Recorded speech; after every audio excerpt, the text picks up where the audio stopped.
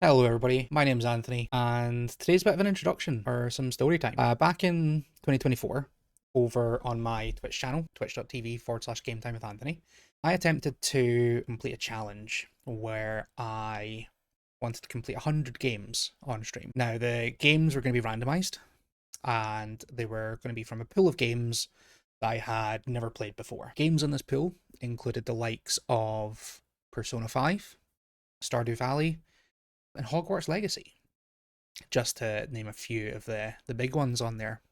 As it's probably obvious, I failed that challenge. Who honestly thinks trying to complete 100 games in a year is a good idea?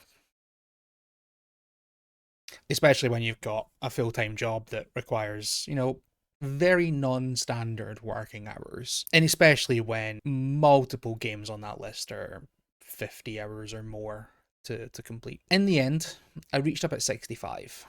And whilst I was disappointed at not being able to make it all the way to the end and hit that 100, I did feel quite accomplished for having played so many games that I probably would never have selected in the first place, you know? But since then, there's always been this thought, sitting in my subconscious, egging me on at the fact that I didn't manage to do it, whispering about all the games I own, just I don't play them, they're just slowly building up.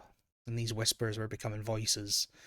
These voices were becoming shouts. And then April 2026 came. So I was sitting watching a YouTube video, and one of the suggested videos along the side there was someone working their way through their gaming backlog.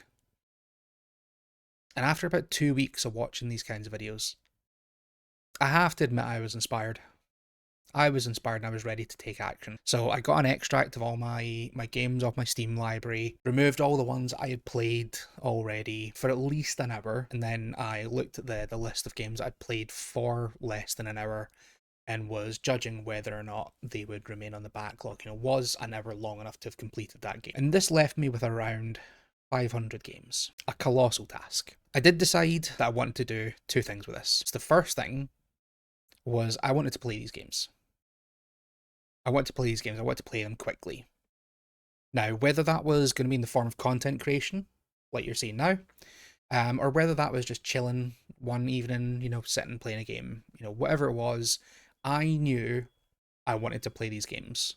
And I wanted, where possible, to complete these games. Maybe not 100% them, but get to a point where I felt like the game was done, And this might be an arbitrary cut-off point. It might be an end of a story.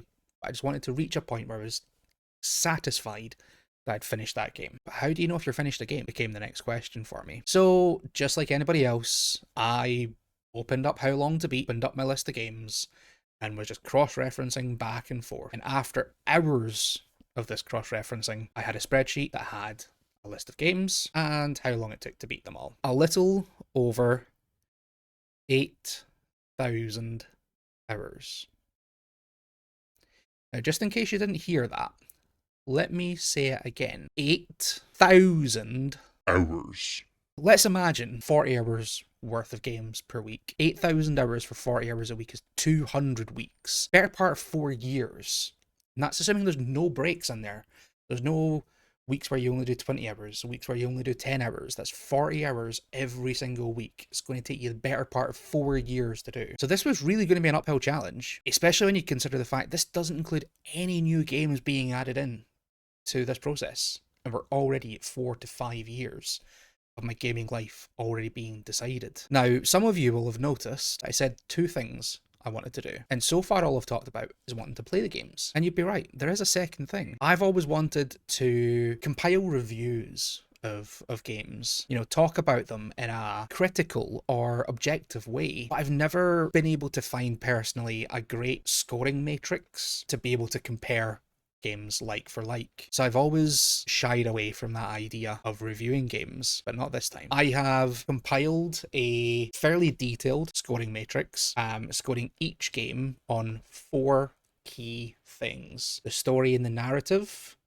the visuals, the gameplay, and then finally, how much am I likely to recommend this game to someone else? The way my matrix works is that the baseline of acceptability is 5 to 6. out of 10 with a maximum score of 40 available. Any games I score under 50% are probably not going to be good games. Any games I score on the higher side are probably going to be good games, but I don't really suspect that a game's going to get 100%. I wouldn't be surprised if after going through this process over the next few years, the game with a high score has 90%. As someone who works with data and analyzing data on a day-to-day basis as part of my day job, I have compiled, designed, developed, whatever you want to call it, dashboard of my progress, where I am, what's going on in the games I've played so far. And that's going to be gathered from all the stats that I'm putting into a spreadsheet about each of the different games I'm playing. A link to my gaming backlog will be found in the description of this video, as well as a description of each video that I upload onto YouTube here. If you want to check on my progress, just make sure to check the linked doc in the description, as well as completing games in my own time and on stream, again, twitch.tv/Game Time with Anthony. I will also be doing recordings of videos that I play and leaving edits specifically for release here on YouTube. At the time of writing this script right now, I've already completed 3 games that will be uploaded onto YouTube. The first one is actually already released in the form of Pizza Possum. So if you would like to check that video out, there should be a little card up here. Just go ahead and click that and you'll be brought straight to that video. The games that I play here on YouTube are not going to be of a specific kind. So it's not always going to be a specific length. It's not always going to be a specific genre. It is just games I have earmarked to specifically play on YouTube. To give you an idea of schedules and commitments, so my plan is there's always going to be a stream on a Monday, and there will also always be a stream on either a Wednesday or a Thursday. These streams will typically be evening streams, UK time, so we're looking at around 8 PM GMT. There will also be at least one weekend day that I stream on, whether that's the Saturday or the Sunday, and those will typically be around 2 PM GMT. These streams, as I've said a couple of times already now, can be found twitch.tv/Game Time with Anthony. Tuesday evenings is when I'm going to be recording videos that get delivered onto YouTube, with them being edited either on the Wednesday or the Thursday, whichever one I don't do a stream on. Videos will be released at Fridays at 12 PM GMT, so around about lunchtime. If I'm playing a game that requires multiple episodes, I might decide to release more videos over the course of that week, but if that's going to happen, I will make sure to let you know beforehand so you can check out those videos. With this challenge being something that's going to take several years to do, I obviously have a final question I have to answer for all of you there, and that is, what about all those new games that are going to come out